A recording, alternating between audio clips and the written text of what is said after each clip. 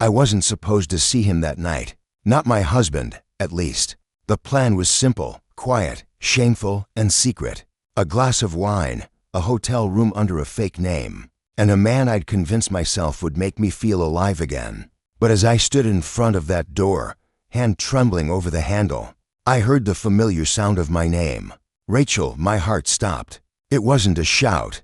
It wasn't anger. It was quiet, almost defeated. I turned slowly, and there he was, Daniel, my husband of 9 years, standing in the dim hallway of the Marriott, wearing the same gray coat he'd left for work in that morning. His eyes weren't furious, just tired. That kind of tired that seeps into your bones and stays there. For a moment, the world blurred. The carpet beneath me, the flickering exit sign, the muffled hum of the elevator. It all disappeared.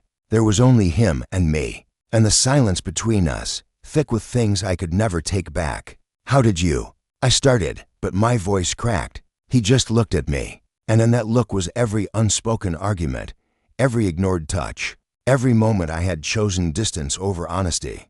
"I tracked your phone," he said finally, his voice low. I didn't want to believe it. God, Rachel, I hoped I was wrong. Shame is a strange thing. It doesn't explode. It seeps in. My knees weakened. I wanted to run to explain, to erase. But he just stood there holding his breath, like he was waiting for me to admit what he already knew. I could have lied. I could have said it was a misunderstanding. But the truth was too loud in my chest to silence anymore. I wasn't going to do it, I whispered. I just wanted to feel something again. His expression didn't change. "So, you came here to find it." The words sliced through the air like glass. I'd never seen him look at me that way before. Not with anger, but with heartbreak so pure it almost looked like calm. I thought I'd been invisible for months. Our dinners in silence, his half smiles, my fake excuses about work. But he'd noticed. He'd always noticed. And now all the pretending was done. He stepped closer, slow, deliberate. "Tell me," he said, "was it worth it?" I wanted to scream that it wasn't, that it never would be, that I'd spent months aching for something that wasn't real. Because what I really wanted was him, to look at me like he used to before everything between us became practical and polite. But I couldn't say any of that. I just shook my head, tears blurring my vision. He looked past me toward the closed door, then back at me. "Is he inside?" I hesitated. That half second of silence was all the answer he needed. He let out a small laugh, but it wasn't humor. It was disbelief, the kind that hurts to hear. "You know," he said, "I left work early tonight. I was going to take you to dinner. Thought maybe we could start over." His voice cracked on that last word. And in that moment, I realized the full gravity of what I'd done. Not just the betrayal, but the death of something fragile that had been holding us together. Even when everything else fell apart, I reached out, but he stepped back. His hand went to his pocket, and for a second, I thought he might hand me his wedding ring. But instead, he pulled out my phone. "You left this in the car," he said quietly. I saw the messages. There was no shouting, no scene, just silence, the kind that suffocates. He turned toward the elevator. "You wanted to feel something again," he said without looking back. "I hope you do." And just like that, the man I'd promised forever to walked away down the hallway, leaving me standing in front of a door I no longer wanted to open. The elevator doors closed behind him with a soft chime, and the hallway suddenly felt colder.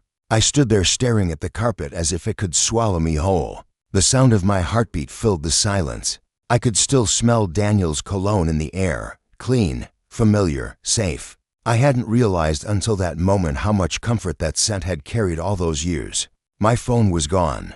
The man waiting inside room 214 had no idea what had just happened. I didn't care. I walked past the door without knocking, without looking back, down the hall, down the stairs, out into the rain that had started to fall over downtown. The city lights blurred through the water, streaking my face. I wasn't sure if I was crying or if it was just the storm. I just kept walking until I reached the car. The passenger door was open. He must have searched it when he took my phone.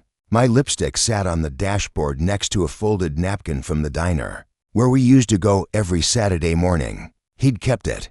I had forgotten it even existed. I sat inside, gripping the steering wheel. My reflection in the rearview mirror looked like a stranger. Hair perfect, makeup flawless, but hollow. I had been chasing excitement, but what I really missed was peace. The quiet kind. The kind that used to live in our home before words became weapons and silence became armor. That night, I didn't go home. I checked into another hotel, one without ghosts in the hallway, and sat in the dark, replaying every moment of our marriage. The way he used to leave notes on the fridge, the way he'd listen when I talked about work, the way his laugh used to fill the kitchen. Somewhere along the way, I'd mistaken routine for indifference. I'd told myself he'd stop trying, but maybe I had too. Morning light crept through the curtains, soft and unforgiving. My phone was still gone. No calls, no messages, no lifeline, just silence. I knew he wouldn't come looking this time. 3 days passed before I found the courage to go home. His shoes were gone from the doorway. His favorite mug, the one with the chipped handle, was missing from the shelf. On the dining table lay an envelope with my name on it. Inside was a single sheet of paper. I won't make you choose between guilt and freedom. You've already chosen. Take whatever you need from the house. I'll handle the rest. I read it again and again until the words blurred. There was no anger in it, no blame. Just the kind of calm that comes from someone who's already grieved the loss. In the weeks that followed, people asked what happened. I told them we drifted apart. It was easier than explaining how I had broken something I couldn't fix, how I had stood on the edge of a mistake and still taken the first step. Sometimes at night, I still reach for him out of habit, forgetting he isn't there. I think about that hallway, about the way his voice sounded when he said my name. I think about how love doesn't end with shouting. It ends quietly in the spaces where you stopped choosing each other. I never met the man from room 214 again. His messages went unanswered, his number blocked. It wasn't about him anymore. It was about the woman who almost became someone she didn't recognize. Months later, I saw Daniel again at a grocery store. He looked lighter, calmer. There was no bitterness in his eyes, just distance. He smiled politely, the way you do with someone you used to know. And that's when I realized I wasn't punished for cheating. I was punished by losing the one person who still believed in me after everything. As I walked past him, I wanted to say something, anything, but there was nothing left to say. Some stories don't end with closure. They end in silence, and sometimes that silence echoes louder than any goodbye ever could.